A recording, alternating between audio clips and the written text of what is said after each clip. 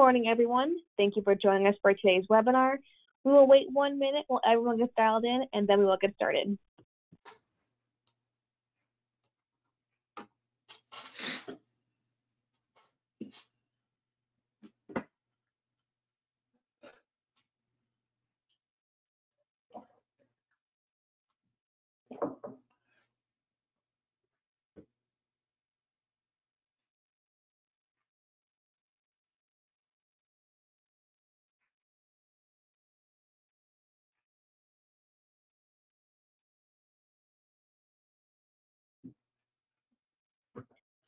Welcome, and thank you for joining us for today's webinar brought to you by GenNext. As a reminder, all attendees have been muted by default upon joining as a courtesy to others and to help limit background noise. We will try to keep today's webinar to about 30 minutes. If you have questions during the presentation, please enter them in the question pane within the control panel on your screen.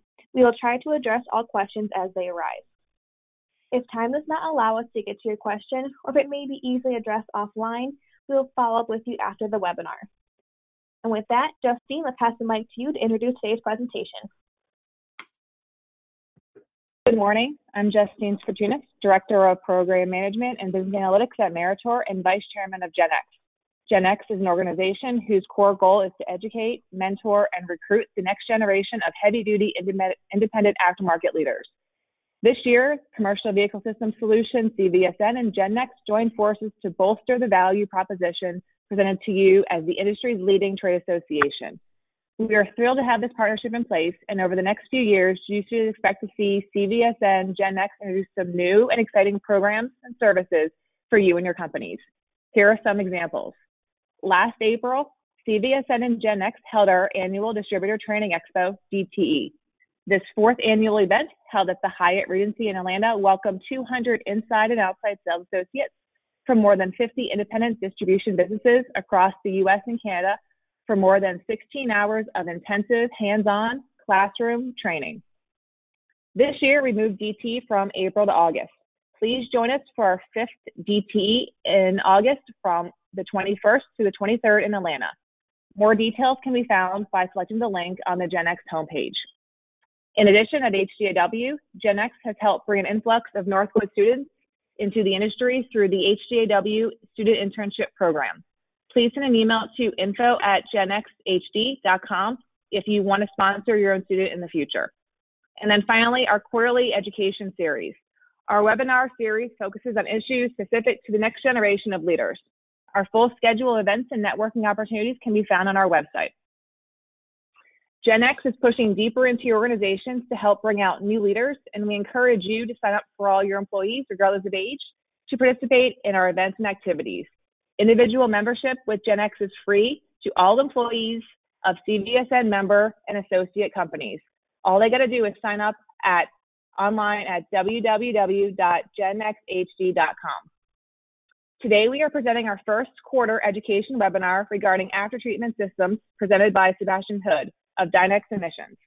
As Dinex North American Sales Manager, Sebastian's presentation will help attendees better understand the functionality of aftertreatment systems and offering troubleshooting tips for diesel particulate filters, DPF, diesel oxidation catalyst, DOC, and selective catalytic reduction, SRC technologies.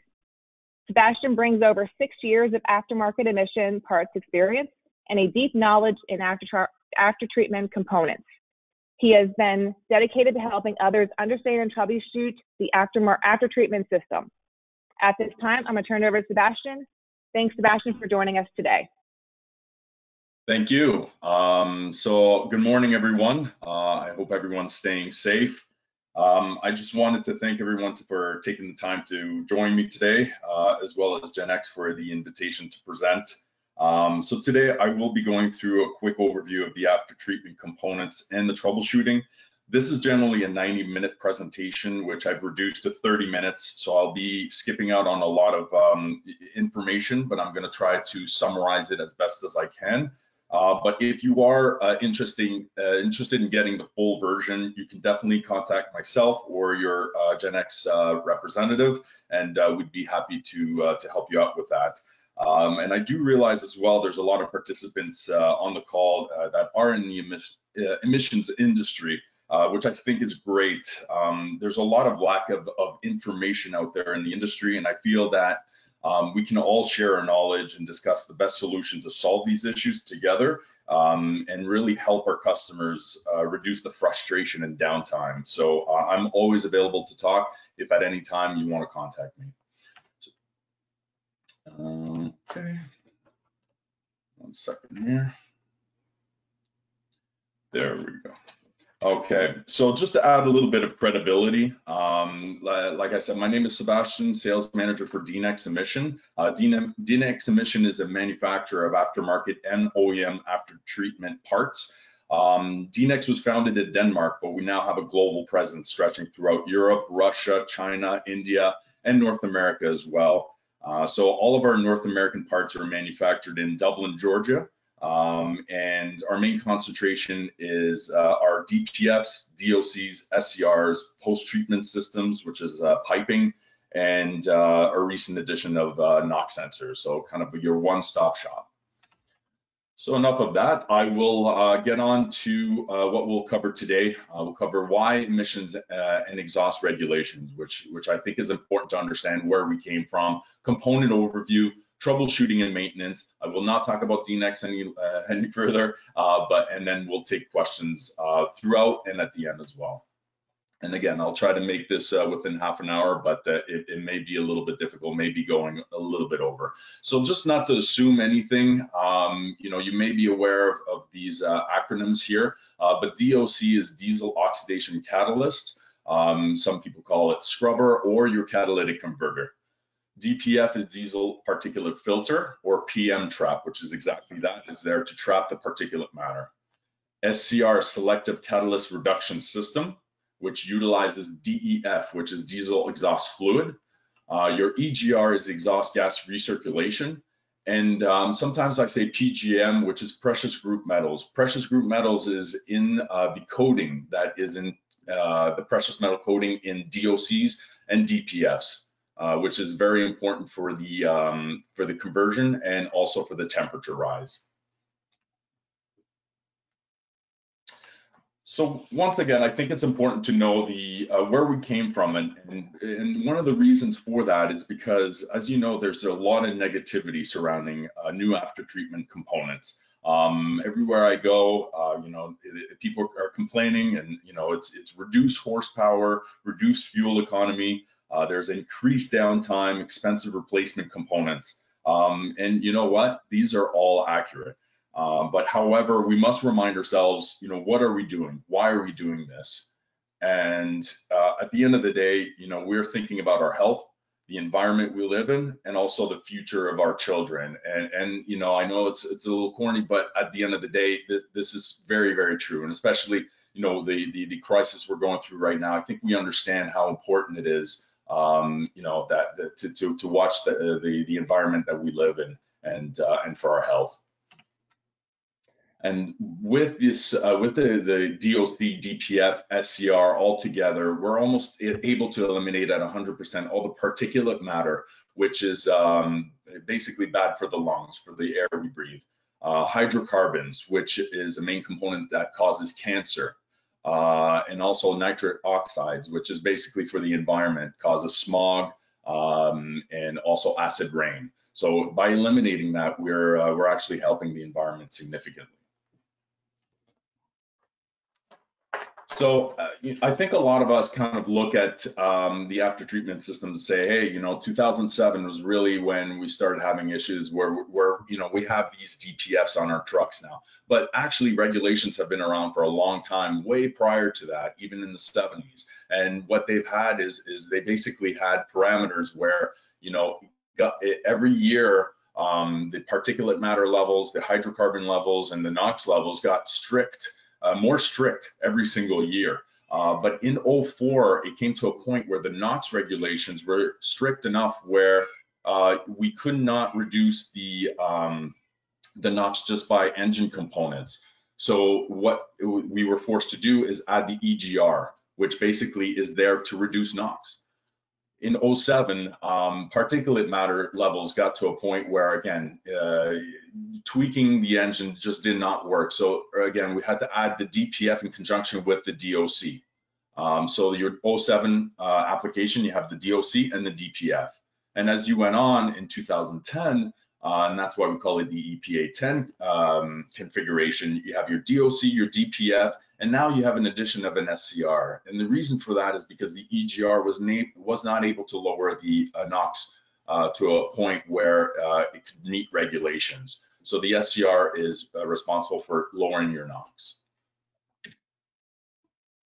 I'm not going to go into the details of this, but one question that I get every single time is, do I have to use OE only when it comes to replacing my DPF or DOC?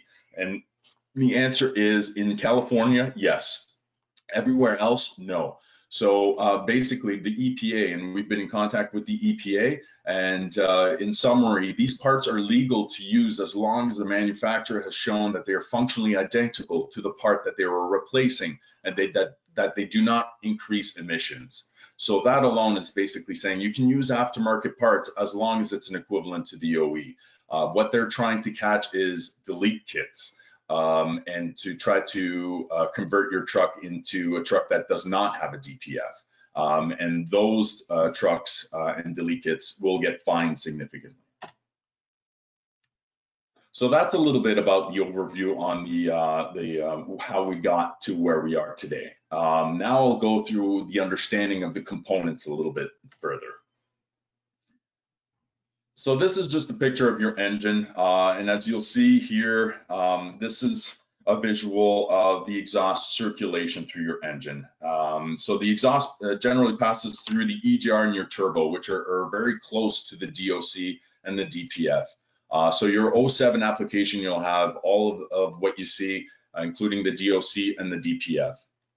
And then in 2010, now you see at the end here, you have the SCR and then your tailpipe. So it's all downstream from your engine. So all of these will have temperature sensors and also pressure differential sensors. And these sensors are very, very important to analyze during your preventative maintenance because they give you signs to, where you need to be. This entire treatment, this entire system runs on temperature. If your temperature is not high enough, you're not going to be able to do a good regen. And if they're too low, if they're too low, you're not going to get a good regen. If they're too high, you may damage your components. So that being said, it's very important to analyze the pressure and the temperature. Also, you'll have an injector, basically an HC doser prior to your DOC, and your HC doser is important to make sure that it's flowing properly because this is what's used during your active regeneration. Active regeneration basically sprays raw diesel fuel within your DOC and artificially raises the temperature to get to where it needs to be. So it's very important to check all these components, make sure they're working correctly, because any fault in your system may cause your DPF not to be able to regen or self-clean properly. So going to the details a little bit further, your EGR, we don't manufacture EGRs, but again, it's part of the after treatment. And just to kind of give you an idea of the way that it works, is that if you lower the temperature of your exhaust, the NOx levels go down. So basically, by recirculating and cooling down your exhaust temperature, you're artificially lowering your NOx levels to meet those regulations. Okay, but there are side effects, and one, it causes a little bit more particulate matter, and two, your engine relies on hot exhaust temperatures to run properly for higher horsepower, for regen. So by lowering it prior to the DPF and the DOC, it actually can become problematic. And that's why it's important that all the components downstream are working properly. So I usually like to skip the DOC just because there's a lot to talk about, I skip to the DPF because I think it's a little bit more known for everyone. So the DPF, I think we overcomplicate the DPF. The DPF is actually one of the simplest components. It's there for one reason only, to trap the soot. And that's all it is. There is no moving components. It's not responsible for raising its own temperature. It's not responsible for cleaning itself out. It's there to trap the soot. It relies on other components to clean itself out or regenerate itself and get rid of the soot that accumulates. So in a perfect world, it will fill up with soot and then it will burn off through regeneration. Okay, so again, everything, generally when you're looking at aero codes from a truck, it will always point to the DPF, but we have to understand that this is the result. This is result, not the cause. And what we need to do is start looking at what is the cause. Why is it that my DPF is plugged up? Why is it that my DPF is cracked? Instead of just saying, well, the DPF, the aero code's pointing to the DPF. Let me replace that and I'll fix the issue. Because generally, if you do it that way, your DPF, you're going to have a lot of issues down the road, and your DPF may not last. I've seen DPFs crack, a brand new DPF crack after 2 weeks. So it happens very quickly if you don't fix it upstream properly. So the way that it works is basically you'll have open channels on one side, and those same channels are blocked on the other. So that's how it's basically trapping all the soot. And you have a cordiorite substrate, which is porous. It's very fine pores that are small enough for exhaust to go through, but not big enough for the soot to go through. So that's basically how it's trapping soot. And then you have an accumulation of soot, and that is what's being regenerated or oxidized out of your DPF.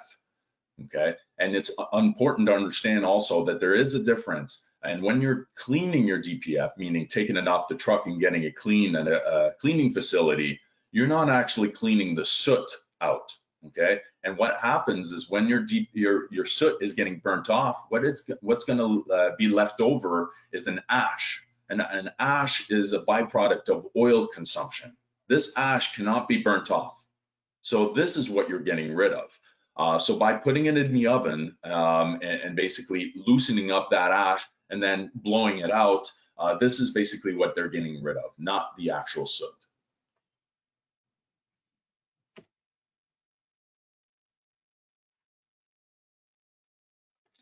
Excuse me, sorry, there's a little bit of a delay here.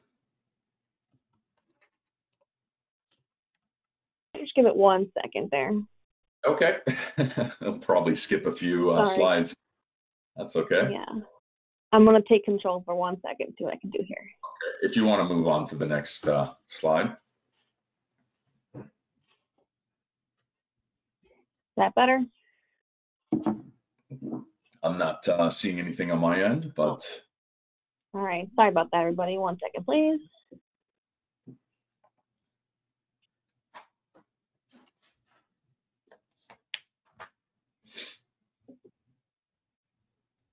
All right, let me try one more thing here. Okay.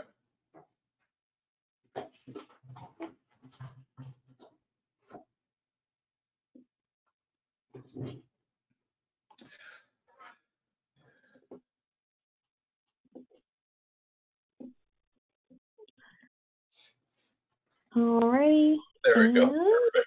There we go. So also it's important to understand the two different types of regeneration, okay, in order to troubleshoot this properly. And number one is passive regeneration. Passive is free regeneration. And by free, we mean that the exhaust temperatures are nice and high enough to hit the DOC. The DOC raises that temperature to where it needs to be, where it burns off the soot within your DPF. There is no help needed through injectors or raw diesel fuel. It's done automatically. So you usually find passive regeneration when you're basically pulling a heavy load, or you're going down the highway at let's say over 60 miles an hour, and your engine temperatures are nice and high enough to burn off all that soot. And really the system was designed around passive regeneration. It wasn't designed for constantly relying on active regeneration. But as we know, we're not always going, down the highway at full speed. Sometimes we're stuck in traffic. Sometimes we have applications like the refuse or city buses that are stop and go, and that usually never get to where those temperatures need to be. So what happens is that it'll let your truck know basically, hey, my temperatures, I need a regen here. My temperatures aren't high enough. These exhaust temperatures aren't high enough. I need help. So kind of as a backup system, that you'll have basically an HC dozer prior to your DOC. And what that will do is spray raw diesel fuel within your DOC, and consider your DOC kind of like your cigarette lighter. It's there to kind of ignite the process. And by hitting your DOC, it ignites the process and raises that temperature to burn off all that soot within your DPF. It's not meant to be relied upon. Unfortunately, some applications do rely on this, and it's very taxing on the DPF. And unfortunately, there's a higher failure rate with these type of applications compared to kind of an on-road type of application.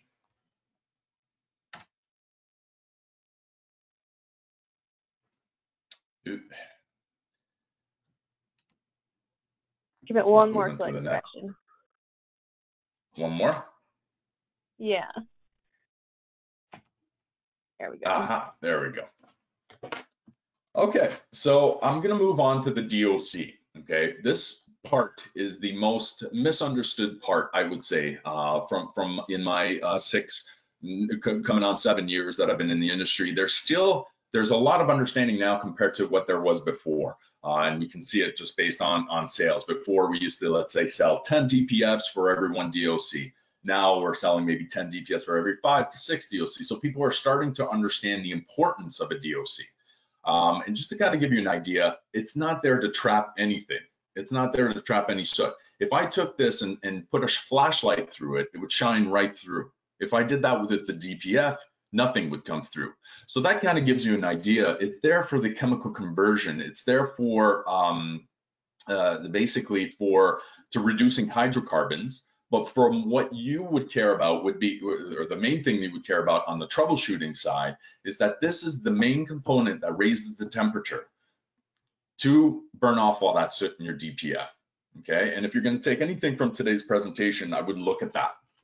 Okay, so again, this is the main component that raises the temperature to burn off that soot.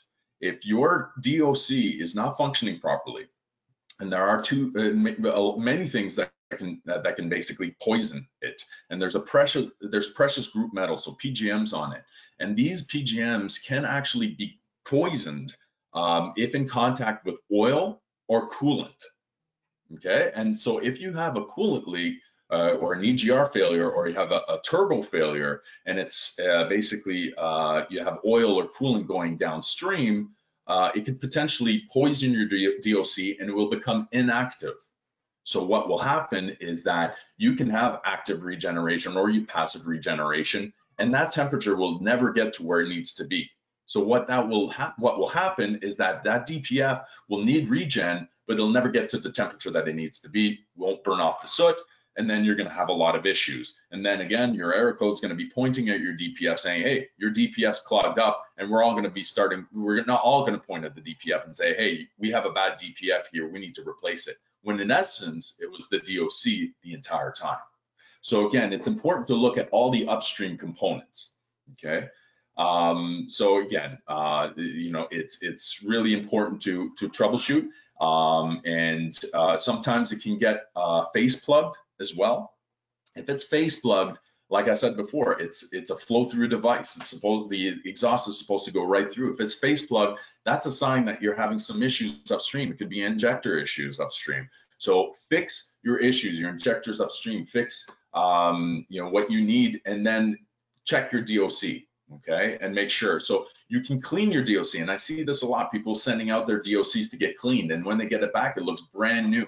But then I ask, well, how do you know if it's still active? If you had to send it to a cleaner to get it cleaned and baked out and blown out, you had some upstream engine issues. So that's a red flag right there. So I always say you can get it clean as long as you go through the process to make sure that it's still active, which I'll go through in a few slides. And then your SCR. So I think I'm going a little bit over time, so I'm going to skip over a few things. But your SCR, like I said before, this is an O10 application. They introduced the SCR and your DEF as well. Basically, its main purpose is to turn your NOx into vapor water. So I'm not a chemist, but that's basically as simple as I can kind of make it. And a truck with an SCR actually has benefits. And one of them is there's less reliance on the EGR. So as we know, is the EGRs were lowering the temperature to basically meet those regulations, but now there's less reliance on an EGR, so you don't have to lower those temperatures as much anymore. So what happens is that you're actually going to get better fuel economy, and you're actually going to get better horsepower as well because you're running hotter. So you know, and when you're running hotter prior to what's going to happen is that you're going to get better regens. So your temperature is a little bit hotter. So your DPF relies on those hot temperatures. So you're actually going to be a little bit hotter going into the DPF. And a high NOx environment is actually proven to be a better environment for a regen. So again, the SCR, although it's an expensive component and it's an additional component to troubleshoot, there's actually benefits to the entire system. And I'm not going to go into the details of this, but again, if you want me to go into the details, I can at a further time. But again, it's important to pay attention to the fluid that you're going to be putting. So your DEF fluid, make sure that it's at the right concentration. Make sure that you store it between 20 to 90 degrees Fahrenheit and away from direct sunlight, because that could basically cut its life in half. You can't overfill DEF as well because it can potentially block some of the you have basically a pump and a fan that will purge the lines to avoid it to be stranded in your lines at the end of a cycle. So if you overfill it, or if you have your master kill switch and you put it and you turn it off right when you're parking your truck, you're going to have DEF fluid in your lines, and that may crystallize over time. And if it crystallizes, you're not going to get the right flow, and you're going to have some SCR issues as well. So again, it's important to kind of let it do what it does, and to really follow the instructions that your manufacturer suggests. And you know, there are a lot of different codes and a lot of different errors, and I can go into the details of all of them, but really I like to keep it universal. And when you see these symbols here, you should not ignore them. And for one, you know, when you have the option to turn off your DPF, and the reason why you can turn off your regen is if you're in an unsafe environment to have high temperatures, you can turn it off. But when, you know, some people are using it, or end users, you know, are basically using it to, you know, at the end of a run, you're done your run, you want to go home, all of a sudden gets into regen, you shut it off. You know, you don't want to have to go through it, but that's the worst thing that you can do. We say, one, you should rely on passive regen. So go on the highway, try to get those temperatures nice and high for 45 minutes instead. But if it does go through a regen, you should not shut it off. You should have it go through its entire process, because what's going to happen is you're going to have simples. You're going to have your basically universal DPF clean symbol here, and then it's going to flash. And then when it's flashing, you have to regenerate as soon as possible. If you're trying to regenerate and it's still flashing, and then it gets to the next stage, I would say send it into service. You have to go into service because maybe it's at a point where it's trying to regenerate and it's not. And maybe it could be that you're not getting the right pressure, your injectors are bad, or maybe your DOC is poisoned. But either way, it's trying to get into regen and it's just not getting to where it needs to be. If you have your engine symbol here, you need to do it right away because the next step will be your DPF is at full soot capacity. Your engine will derate itself. You'll probably need a tow. And in a lot of cases, you can try to do a forced regen and it's just not going to work. So you're basically going to have to remove that DPF and get it cleaned. And a lot of times it just won't even work, and to the point where the DPF will fail and crack because of the pressure. So again, just avoid, you know, let it do what it does and make it go through a regen, and don't stop it prematurely, because that's when you're going to start seeing issues. If you see the symbol like, yes. Oh, got a quick question on this topic. How long does the regeneration process take? The regeneration, the overall process? Yeah, that was the question. How long does the whole process take? I'm sorry, you were cutting out a little bit, but Yep. You're good.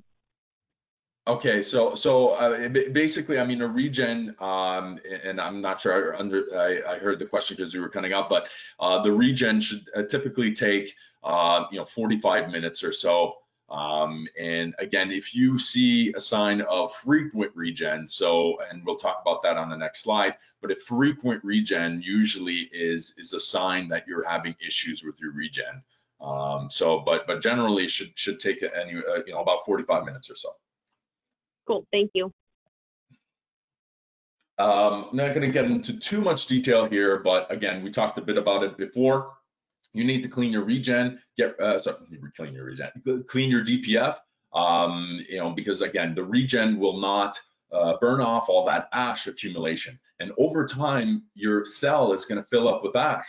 And then that's why depending on your manufacturer or your engine manufacturer, they'll suggest, let's say, every 250,000 miles to get it clean because it's filling up with ash. So what's going to happen is now you have a lot more pressure. You're not going to get the correct flow that you need, but also you get a lot less soot capacity. So your regens are going to be more frequent. So it's actually beneficial to get it clean in this case, because if you wait too long, the pressure and the ash accumulation will lead to your individual cell walls to start breaking down. And if they start breaking down, it's a domino effect, and it's just going to start cracking. You're going to have a soot bypass, and eventually you're going to have to change your DPF. So if you don't catch it in time, if you don't clean it on a regular basis, you're going to have some issues. And I'm surprised when I go and I do go to fleet meetings that some people don't pay attention to the mileage that they're doing on their DPFs, and they don't track this. And it's really surprising to me, because you can have a lot less issues if you start tracking, when was it replaced? How many times was it cleaned? How many miles do I have between my cleanings, instead of just waiting till it cracks, because then you're going to have unforeseen downtime. You're going to have towing. You're basically now you're going to have to find a new DPF. There's going to be a lot of issues that way. And like I said before, I think your average is about 250,000 miles. But again, you have to check your engine manufacturer and what they suggest the cleaning recommendations are. But what I would suggest is the older your truck becomes, the sooner that you get your cleaning. And the reason being is that ash accumulation is from oil consumption. And as your truck gets older, you're going through more oil. So basically your ash accumulation will be quicker. So again, just make sure that you pay attention to that. And if you have stop and go applications, then you should not pay attention to miles. You should pay attention to the hours. And really how many hours you're on the road. So preventative maintenance is everything. And really, if we know that most of these issues are coming from upstream engine issues, but also an accumulation of soot and ash, well, we need to make sure that we do what we can to reduce the soot and ash. And so when it comes to your oil and your diesel, it's very important. Ultra low sulfur diesel, CJ4 low ash oil, it's very important to lower that soot level. But also your fuel injectors, that may lead to excessive fueling, which equals to more soot. Your air filters as well, very important. They're all connected. Your fuel filters. And then at the end here, I know it's very difficult to predict turbocharger failures. However, it's important to inspect the wear and tear and to see, if there is wear and tear that may lead to a failure. Because turbochargers and EGR and coolant and injectors are basically the main components that will poison the DOC and poison the after treatment system. Okay, so again, when it comes to the coolant, just monitor your coolant consumption as well, because if you find that you're consistently filling your coolant, that may lead to, you may look at it as, okay, maybe I have an internal leak somewhere where I'm not aware, and I'm losing coolant. And this coolant is going into your after treatment system. And over time, it will slowly poison your after treatment system, and it will not get to where it needs to be on the regeneration side. So like I said before, your DPF is generally the cause, so the result and not the cause. So 89% of failures generally are due to upstream issues, not the DPF. And I mean premature failures. So not a DPF that's been through 3 cleanings and is, and let's say 750,000 miles. Saying premature failures, which I think this is where the bulk of the frustration is coming from. So when do I replace a DPF? Well, someone gave me a tip once and said, hey, I look at the stacks. So I go around the yard, I look at the stack. If I see signs of black soot, I know that I probably have a soot bypass in my DPF. I think that's genius. Before even replacing it or taking it off the truck, you can look at that and see for signs of black soot, because generally you should not have any soot bypass past your DPF. So that's number one. Once you look at your DPF, look at the outlet side of your DPF. So the outlet side, if there is no soot bypass, the outlet side should be as beige as the day you got it, or gray. So there should be no soot bypass. Sometimes you'll see little broken cells here and there. That's no big deal, but if the soot bypass is anything bigger than a dime, it'll probably get worse, and you probably want to check that out and get it replaced. And another tip that you can do is pin gauge. So there's fine pin gauges that you can use and you put it within the cells. And for one, it'll tell you if you have a cracked cell. If you hit something hard, usually it's a cracked cell. If it's something kind of soft or kind of a sandy substance, that's ash. And also it'll kind of guide you into how clean your DPF actually is. And then two, if we know that, a DOC, you can shine a flashlight and it'll shine right through, and the DPF will block all the light. Well, if you take a high lumens light and you shine it through the DPF, you should not see any light shine through whatsoever. So those are kind of little signs that you can look. But again, I think the main thing is that you should not have any soot bypass within your DPF.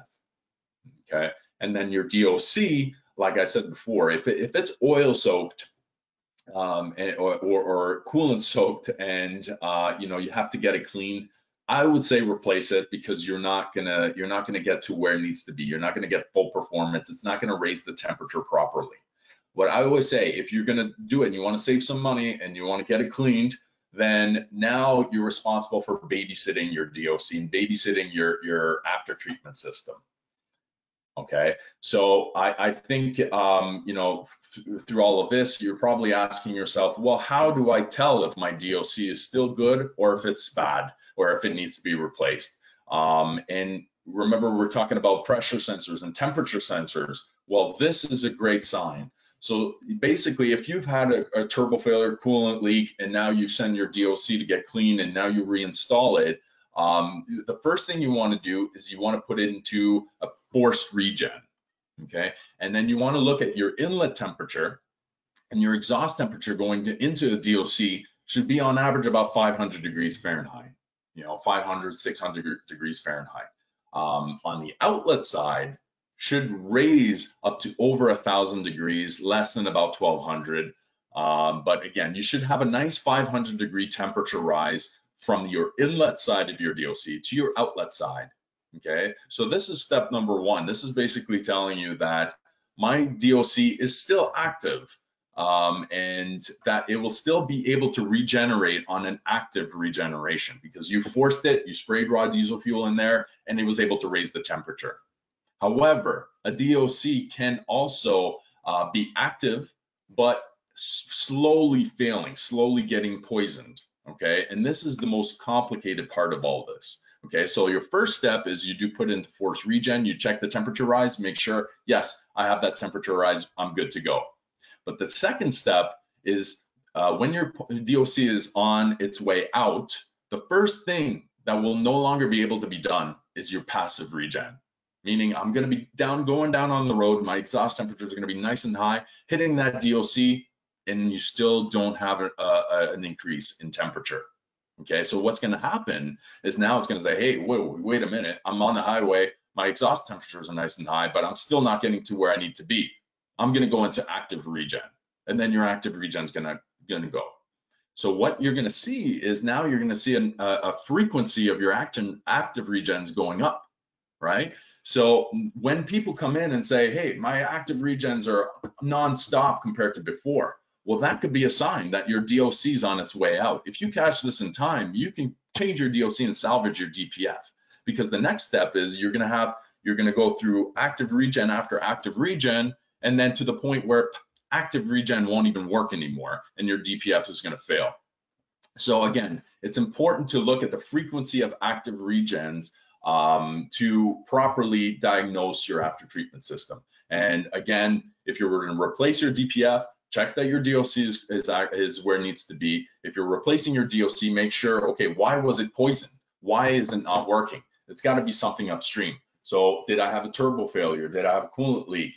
Are my injectors proper? And it could be also, you know, that your gaskets or your clamps, it could be as simple as that. Your gaskets or clamps there's an exhaust leak and the pressure is not getting to where it needs to be. So again, there's so many upstream things that you have to confirm, and the last thing you should do is change that DPF. So I kind of have a little bit of a cheat sheet here that I use for myself. So if a customer says, hey, I'm looking to change my DPF, okay, I can change your DPF, but I want to make sure it's going into a good situation. So for one, I'll say, well, has the DPF been cleaned on schedule? So if they say, well, no, I just wait till it breaks down, then I'm okay. Okay, well, I'll explain to you why it's important to get it cleaned. But, you know, at the end of the day, it's just because he didn't clean it, so that's why it cracked. But if he says, hey, I haven't even gotten it cleaned yet, and it's been less than 100,000 miles, or, you know, I got it cleaned once and now it's premature failure, we know that a DPF generally should last about 2 to 3 cleanings. So, okay, let's, you know, go on to the next. How many times has it been cleaned? Well, 1, okay, well, all right, let's investigate a little bit longer. Well, how long after the replacement or cleaning did the DPF fail? If you got it cleaned and then it goes on and then a week later it starts breaking down, you know it's probably something, and it's packed with soot, it's probably something upstream. It's not regenerating properly. So again, let's not blame the DPF here, because if I sell you a DPF, it's not going to fix the issue. Let's look upstream. So again, and I'm kind of skipping steps here, but packed with soot, that's a perfect step. Whenever somebody says, hey, my DPF's no good, it's packed with soot, I said, actually, your DPF is good because it's packed with soot, because it's doing its job. It's packing itself with soot. It's not its job to regenerate itself. So let's look further here, right? Was the DPF face plug? That's a perfect red flag right there. You know, did you send it to get cleaned? And what was done after it was cleaned? Did you have any upstream engine issues in the past? What was done? So these are all things that I ask, and that I think that you all should ask as well before just replacing your your DPF. Okay, and also whenever, I mean, I worked in the warranty side of things a lot, and I look at the engine, the after treatment history, and what was the frequency of active regens, but also maintenance history. You know, look, there's a lot of clues up there.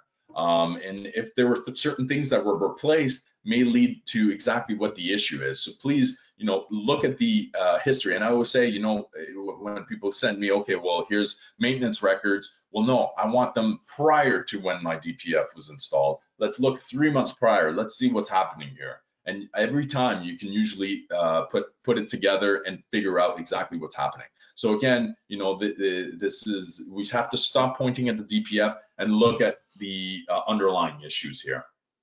So the one thing is that a lot of these questions here, unfortunately, cannot be answered if you have a reman DPF. Okay, how many times has it been cleaned? Well, a reman DPF, you really don't know. Has it been cleaned on schedule? Well, I did. I don't know about the guy before me, right? So again, these are all things that you're risking when you're buying a reman DPF, okay? So at the end of the day, a reman DPF is a less expensive component, no doubt. However, you're gambling. And like I said before, you can get 2 to 3 cleanings out of your DPF generally. Well, what if the reman DPF that you're getting already has been cleaned twice? You probably won't even make it to the next cleaning. So yes, okay, you're saving a little bit of money versus, let's say, a new or an aftermarket new. But at the end of the day, I always say, well, you may be buying 3 remans for every one that you buy on an aftermarket or a Dinex DPF, right? So again, you're risking more downtime. You won't be able to maintain or probably ask the questions that help you find the underlying issues. And you know, and again, you know, you're going to have you're going to have less performance as well, because you can never clean these at 100%. So we always say, you know, if you're going to replace it, you know, you want to go OE and you're stuck with OE, that's fine, but buy new. Because when you get into the remanufactured, that's where there's a lot of unknowns, okay? And so again, another thing that you'll see, and you have to ask yourself, okay, why is it that a DPF on the OEM side has a core charge and that aftermarket does not, or a Dinex DPF does not, right? And then, okay, well, that's because they want the core back so that they can clean it and resell it. So what we call this is the OEM Exchange. And this is actually kind of almost like very similar to the propane tank exchange, right? And so if I was going to buy a propane tank and I was going to fill it up with gas myself, you know, it'd be more expensive than just exchanging my existing propane tank. But it would almost be like getting an old rusty one back as well, right? So you just don't know what you're going to be getting back. So the only good thing about this is that it's convenient and it's on the spot, okay? And if you're going to get a DPF cleaning, generally can take about a day to get it cleaned. But now what we suggest is that in this case here, we use 12 filters for a fleet. So you have 12 filters, let's say at $1,200 an exchange versus if you were going to buy an aftermarket. So what we say is, okay, well, you want the convenience of an exchange, do your own internal exchange if you can handle that. If you have, let's say, a few trucks that are using the same DPF. So you buy a brand new DPF, you put it up on the shelf, and then when you're sending one out to get clean, you're doing a program within your own fleet. You take out the DPF, there is no downtime, the truck's back on the road, and then that DPF that's getting clean can take 2-3 days for all you care, because you can put it back on the shelf for the next cleaning, right? But by doing that, for one, you're going to keep your fleet, you're going to keep track of all your mileage, and you're going to keep track of all your cleanings on your DPFs. You're going to get better performance because you're using brand new DPFs. And also you're going to save money versus an exchange. You can get a cleaning for, let's say, about $400. So if you're getting 12 filters at a cleaning of $400 a piece, let's say you add a $2,000 DPF for a Dinex, well, you're at $6,800. If you're going to go and do 12 exchanges I'm picking on Cummins today, but Cummins Exchange, you're looking at $14,400. So you're actually benefiting by doing your own exchange, and you're saving money. So this is basically a 90-minute presentation summarized in 30. There's a lot more that I can talk about, but I wanted to keep it within the timelines. So again, I just wanted to thank you all for being on the call. I hope that you were able to take something from it today. And again, feel free to contact me here. My name is Sebastian Hood. And you can contact me at 478-278-0646, or here is my email. And I'd be happy to discuss troubleshooting tips with you. And again, I learn every single day and brand new things. So if there are things that I did not mention or things that you'd like to correct me on, feel free to do so. I'd love to have the conversation. And thank you for your time. Awesome. Thank you, Sebastian. Any questions that were not addressed during the call, we will pass over to Sebastian, who will follow up with you after the webinar. One last quick note, after the webinar ends, there is a short survey. If you have a moment to provide some feedback, that would be greatly appreciated. From everybody here at GenNext and our friends at Dinex Emissions, thank you for joining us, everybody, and have a great rest of your day.